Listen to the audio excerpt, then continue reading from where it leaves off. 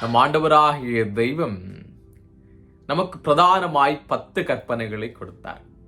அந்த 10 கற்பனைகளையும் தம்முடைய சொந்த கைகளினால் எழுதி கொடுத்தார். அது மட்டுமல்ல, மோசேயின் மூலமாய் ஏறக்குறைய 600க்கு அதிகமான கற்பனைகளை மோசேயின் மூலமாய் கொடுத்தார்.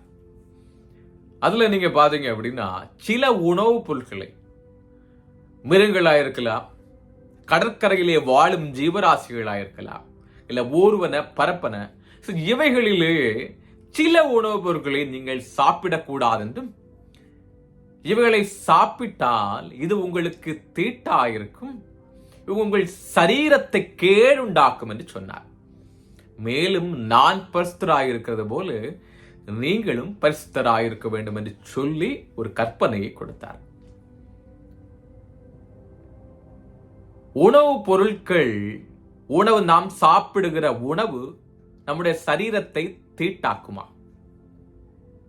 உணவு உடைய ஆவிக்குரிய வாழ்க்கைக்கு ஒரு தீட்டாக இருக்குமா? தேவன் அனுமதியாத உணவுப் பொருட்களை நீங்கள் சாப்பிட்டால் அது உங்கள் ஒரு ஆவிக்குரிய வாழ்க்கைக்கு ஒரு கேடு விளைவிக்குமா? அப்படிங்கிறத இந்த காணொலியிலே நான் உங்களோடு பேச போகிறேன்.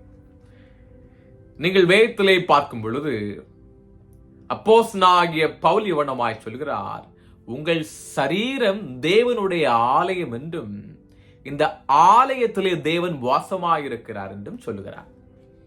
இந்த சரீரம் உங்களுடையது அல்ல, இந்த சரீரம் தேவனுடையது. அவர் உங்களுக்காய் கல்வாரி சிலுவையிலே பலியாகி விலக்கிரயமாய் உங்களுக்கு வாங்கி தந்திருக்கிறாரு. இது உங்க சரீரம் இல்லை அப்படின்னு சொல்றாரு.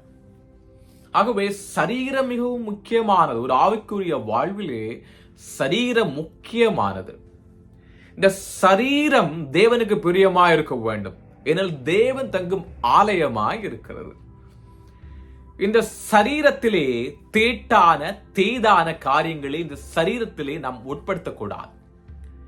இந்த சரீரம் நாம் சாப்பிடுகிற உணவுப் பொருட்களாயிருந்தாலும், நம் வாழும் முறைகளாயிருந்தாலும், நம்முடைய பழக்க வழக்கங்களாயிருந்தாலும், ஒரு ஆரோக்கியமான இல்ல சுத்தம் சம்பந்தமான காரியங்களாயிருந்தாலும் இந்த சரீரம் கேடு வராத அளவிலே நாம் நடந்து கொள்ள வேண்டும்.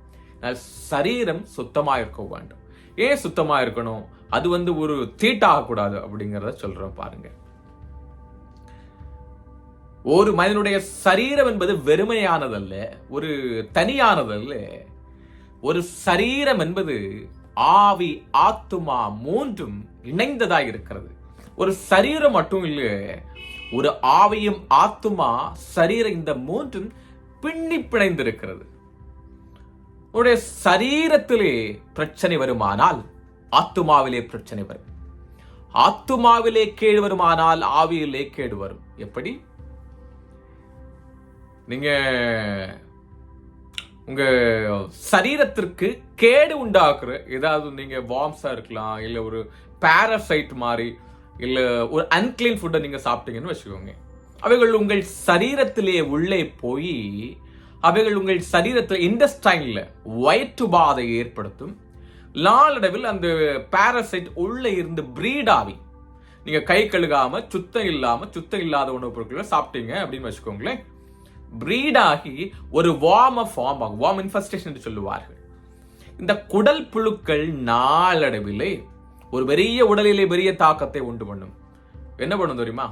இந்த குடல் புழுக்கள் செரிமையை குறைத்து போகும். இதனால் உடலிலே குறைபாடுகள் வந்து விடுகிறது. வைட்டமின் குறைபாடுகளா இருக்கலாம், இல்ல ஒரு மினரல் குறைபாடுகளா இருக்கலாம், வந்து விடுகிறது. இதனால இந்த சரீரம் வெகுவாய் பாதிக்கப்பட்ட சில நேரங்களில் ஒரு எக்ஸ்ட்ரீம் அனிமியால போயிடுவாங்க.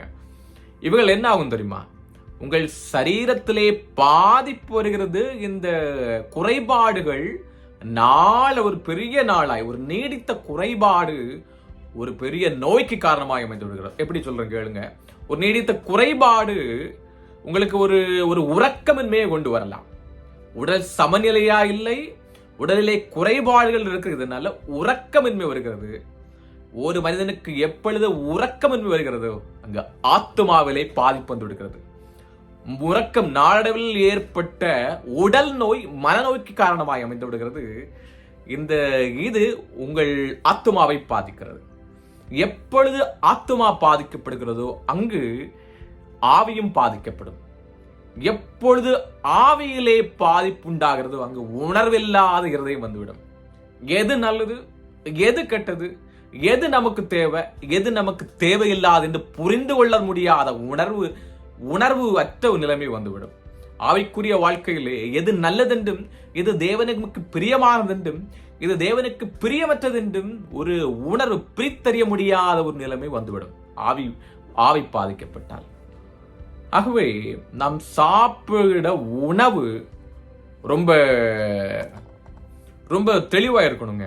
நாம் என்ன சாப்பிடுகிறோம், எந்த உணவை சாப்பிடுகிறோம், அந்த உணவு நமக்கு தேவையா, அந்த உணவு நம்முடைய ஆரோக்கியத்திற்கு நல்லதா, இல்ல அந்த உணவு கேடான ஒரு பிரச்சனையை கொண்டு வருமோ என்கிறதை மிகவும் ஜாக்கிரதை உள்ளவராயிருக்க வேண்டும். ஏனெனில் இந்த சரீரம் தேவனுடைய ஆலயமாக இருக்கிறது. இது ரொம்ப கவனமா நீங்க கவனித்துக் கொள்ளணுங்க. இந்த சரீரத்தை நீங்கள் ஒரு ஆவிக்குரிய வாழ்வுக்கும் சரீரம் சம்பந்தம் இல்லாதது போன்று நீங்கள் சரீரத்தை கவனியாமல் இருந்தால் சரீர நோய்வாய்ப்படும். ஆகவே ஜாக்கிரதை உள்ளவர்களாயிருங்கள். அன்பு சகோதரனாய் உங்களுக்கு ஒரு சின்ன அட்வைஸ் சொல்றேன். உங்கள் சரீரத்திற்கும் ஆவிக்குரிய வாழ்வுக்கும் அதிகமான தொடர்பு இருக்கிறது. இதை குறித்து ஏதாகிலும் உங்களுக்கு ஒரு சர்ச்சையாய் தோன்றுமானால், இதை குறித்து ஏதாவது உங்களுக்கு ஒரு டவுட்டா இருக்கலாம், இல்ல ஒரு ஆவிக்குரிய அறிவுரைகள் வேண்டுமானாலும் நீங்கள் என்னை ஒரு கமெண்ட் செக்ஷன்ல நீங்க பதிவிடலாம். அதற்கான பதிலை நான் உங்களுக்கு தருகிறேன். கர்த்தர் உங்களை ஆசீர்வதிப்பாராக. ஆமென்.